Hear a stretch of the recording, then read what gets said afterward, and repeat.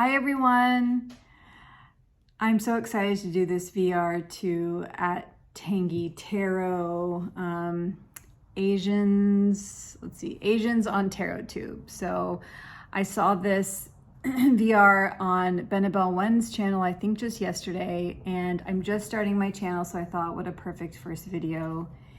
And the video I was gonna upload earlier today that I was like, okay, yeah, this is a good video one, is not uploading. So I feel like a true tarot tuber. I had earrings in, I was wearing a different shirt, it was earlier in the day. It's not uploading, so I'm refilming this and I'm in my PJs and just wanting to answer the questions really at this point. So yeah, so the first question is introduce yourself. So my name is Nisha. My parents are from southern India, southernmost state. I'm just looking over here at the questions. Of India, it's called Tamil Nadu. I'm the only one on my mom's side of the family firstborn outside of India. And so I'm Hindu, I come from a Hindu family, and so that's basically my, like I guess, my ethnic background. And number two, is your family notably religious, spiritual, superstitious, and has that influenced your current spirituality?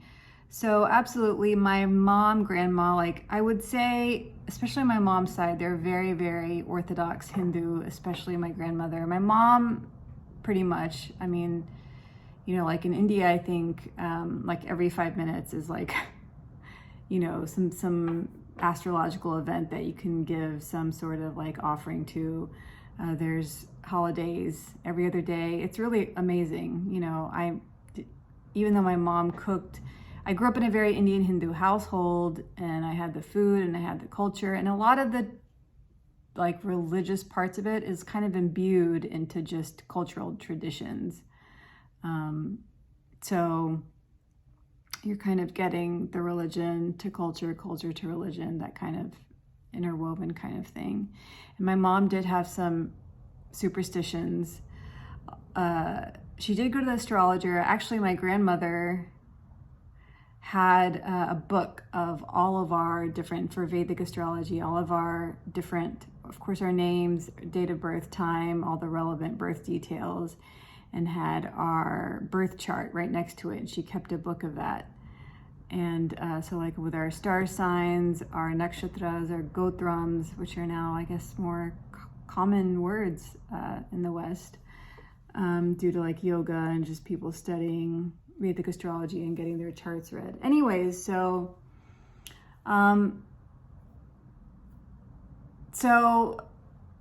yeah, so there's the astrological part. And then the superstitious, yes, my mom especially, like, you know, only eat with your right hand. And a lot of people think it's like a cleanliness thing. I think a lot of this stuff is cleanliness, just like keeping yourself healthy, you know. But like, for instance, not cutting your nails after dark, because apparently, I guess there will be a fissure in time and like the 10th circle of hell will open or something. I don't know, but really, I didn't want to tempt fate. So, so yeah, so things like that. And I mean, I appreciate it now because it's like very family and like culture specific, but I think the way that it's influenced my current spirituality is I feel very grateful to come from the religion that I come from, to come from the tradition that I come from, even being, you know, born in, you know, being female, and all the restrictions around that and the lack of recognition around that, I would say, it's still like, it's a huge history. And people who tend to really study it in depth and understand the core principles know, first of all, that they don't really understand. And that I guess just like any other religion, most religions are basically saying the same thing, and it's, universal to every single person. So I am very grateful, and I'm very respectful of the lineage and of the practices and of the pujas and the sights and the smells and the sounds. I love a lot. I think because being born and raised here, what happened was I was also very exposed to a lot of things here and the way Western spirituality was done. And the difference that I see, excuse me, is that here, because I think it's more of, it's a country based on a much younger religion, and it's very proselytizing. Hinduism is the opposite of proselytizing, I would say. And there's a personification in Judeo-Christian religions. I'm not an expert. This is just my perception.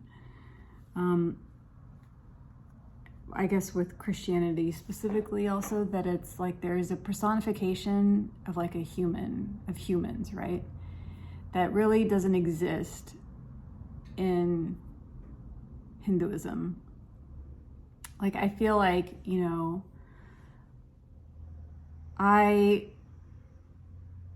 I can have a personal relationship with Jesus Christ. I can have a personal relationship with Mary Magdalene, with Mother Mary.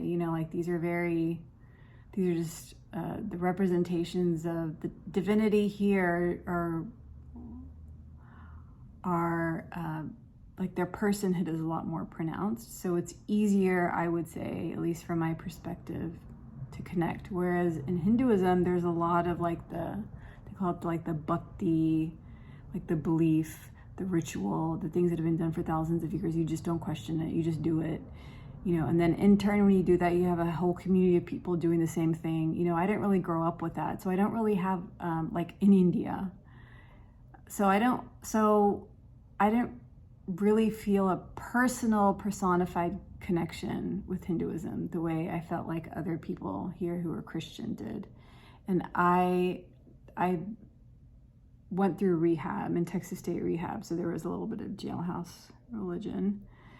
But that was the first time in rehab that people were like, you get to define God. You like really examine, like, God's big enough for these questions. And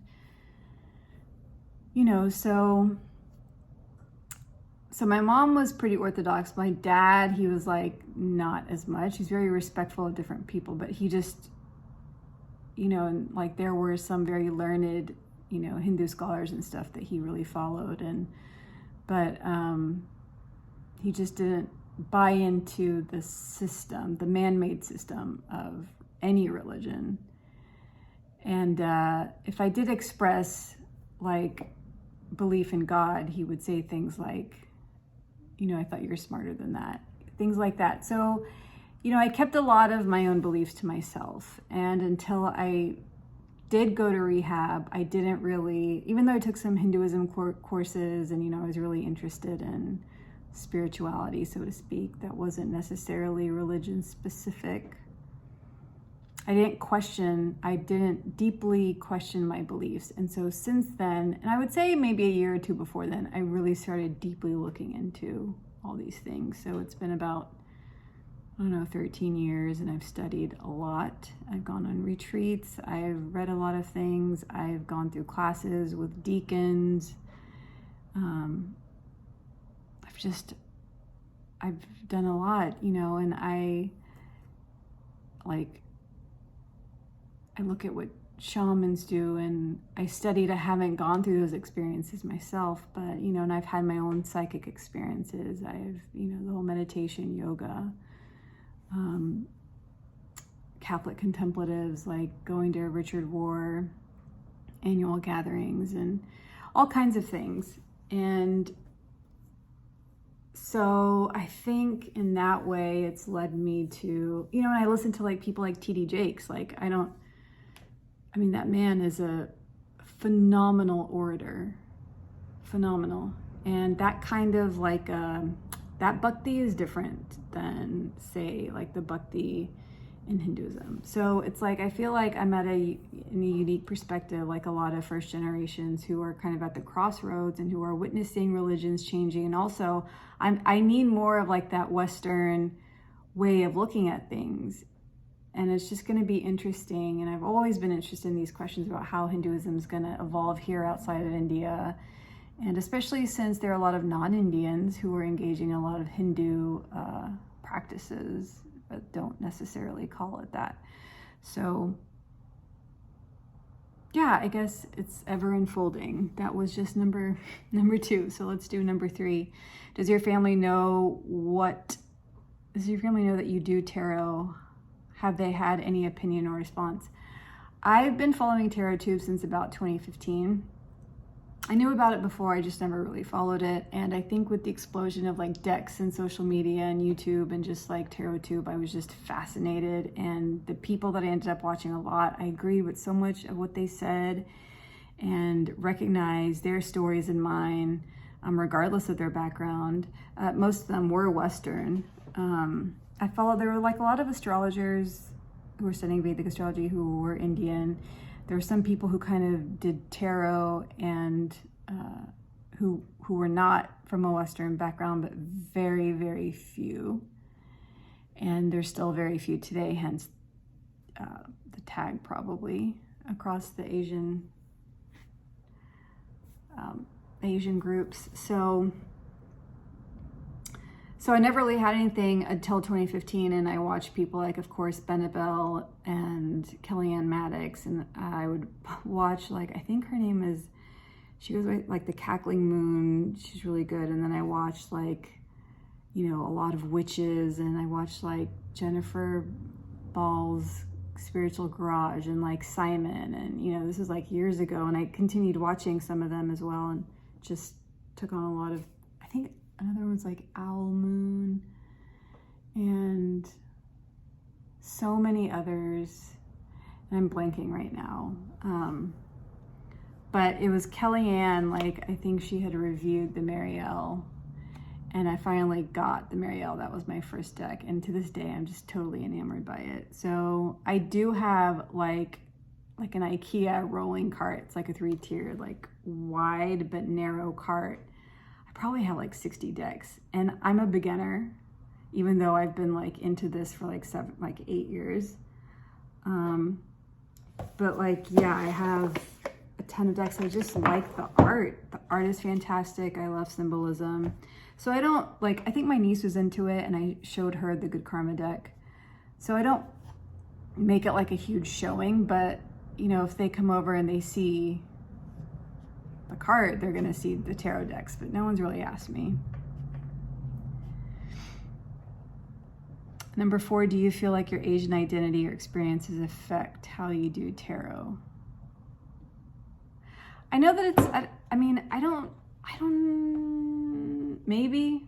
I'm not actually really sure because I still consider myself a beginner, but I will tell you that I've looked for people who do tarot, who come from hardcore Hindu backgrounds or, you know, Buddhist backgrounds, just basically non-Judeo-Christian backgrounds, and see how they incorporate tarot, because I think it's a gorgeous system. So it's really interesting. I know there's a woman named Janaki. I think she's from here, but she is doing her thesis on tarot readers in India, I believe, which is cool. And so I guess what they say is like, you know, let me back up for a second. So I've also been looking for decks that I, as an Indian American, can relate to, and I have yet to find it, because a lot of the more Indian Hindu or things, they're like very traditional, but in a Western sense, it's like there's no meaning, there's no personality to it. It's just kind of like, this is the card, this is in Sanskrit, this is what it means. Or like in Vedic astrology, there'll be, you know, a Western writer, but it's very like by the book. It's just not, it doesn't grab me at all. And by no means, I probably, like, it's been a few months since I've looked at the market to see, but I guess, you know, I just have to create what I want. And, you know, that's it's really cool because I think it's just a big space for a lot of different people. So to create, and so in general, also like the experiences of affect how I do tarot, like being Asian. I think like, I would say just personally, I've gotten to a point where no man-made system, no matter how old it is, anything that feels like there's some confines or some hard and fast rules. I personally am always going to be, even if I knew every single rule, an intuitive reader. Like I will take 3 different decks, have a question, pull from each deck, and I can, like, the stories make sense to me. I think that's just me though. I think, you know, I don't fully engage in a system as a basis, but I think that's how I look at things. I'm a hummingbird of all these different ideas, you know, but also I do go deep into these things. But I think that just might be a me thing. So number 5, are there any tarot cards that particularly resonate with you about your Asian experience? I would say the Wheel of Fortune would be the closest thing, just in terms of the karmic wheel and reincarnation. And I mean, if energy is never created nor destroyed, that's the closest thing to me of what reincarnation is. And I just, like, all this energy that we create during life exists, maybe in an imprint form and maybe not forever, but I feel like, you know, if we're all basically made of the same stuff and nothing, you know, energy is not created nor destroyed, that it's just logical that we can connect to these energies. And some people may call them ghosts or whatever it is. But so I think the Wheel of Fortune card best represents that for me. And I'm totally into all the psychic, medium, the liminal. I'm a hardcore 7. I'm an INTJ. Like, I am, 1 foot is in the cosmos and 1 foot's here. I've always been that way. So number 6, why do you want to find other Asian tarot friends? I've been wanting to find other Asian tarot friends since I found TarotTube, I guess.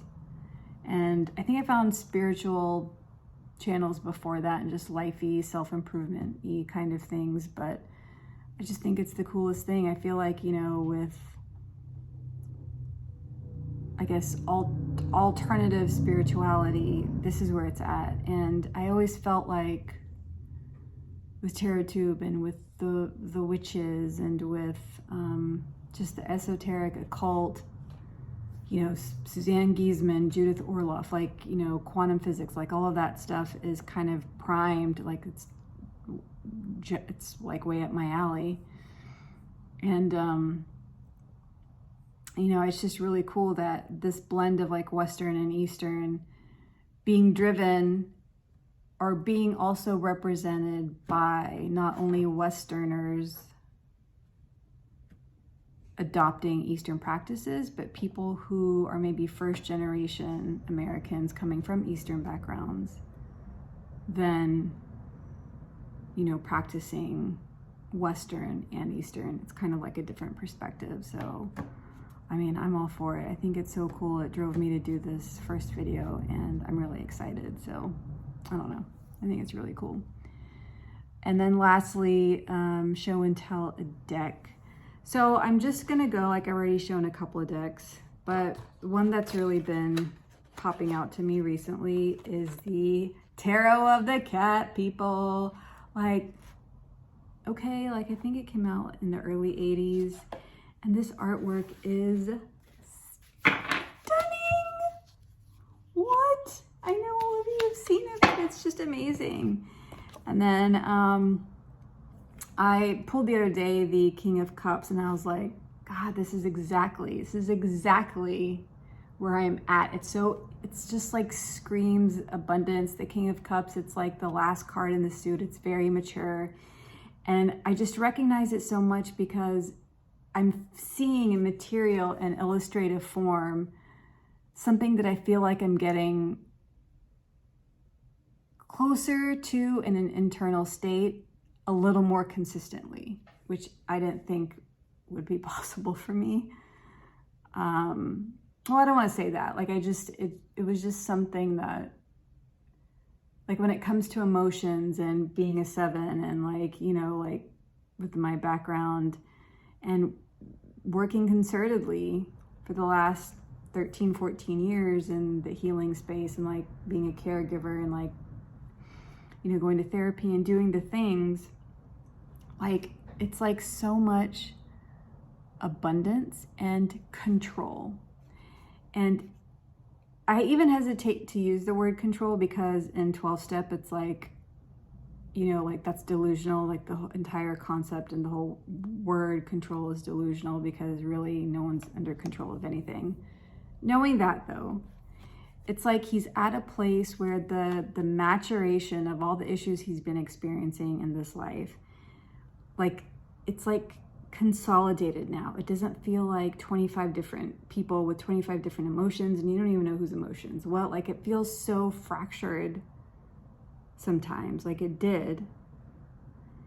And now it's like all of his pieces are together. And in fact, those things are no longer like his emotions, his empathy, his like psychic connections, you know, his even desire to like put a lot of value in things that are immaterial, possibly divine, possibly part of source, possibly whatever it is, that there's a world beyond what we can see.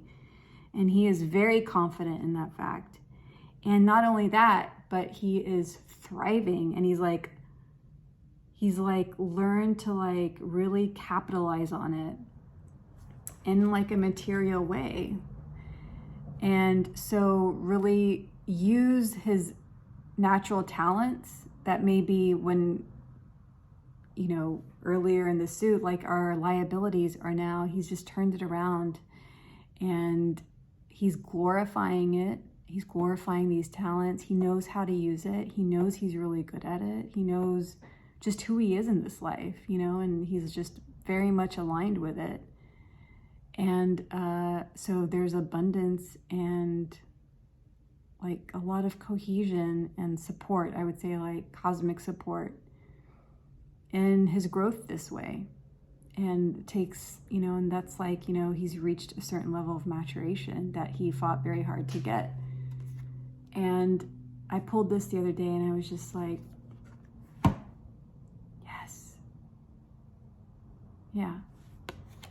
So I feel like maybe entering this community and being more proactive and meeting other Asian tarot tubers and just joining in general and having my voice, like really trying to practice expressing myself and just using my voice and just being imperfectly, you know, being, what is it, like perfectly imperfect, you know, just being human and enjoying these things. So yeah, it's almost 24 minutes. But thank you for everyone. Thanks for Tangy Tarot, who started this VR, and I'm really happy I came across it. And I look forward to hearing everyone else's responses. And I hope to connect with a lot of you soon. Bye.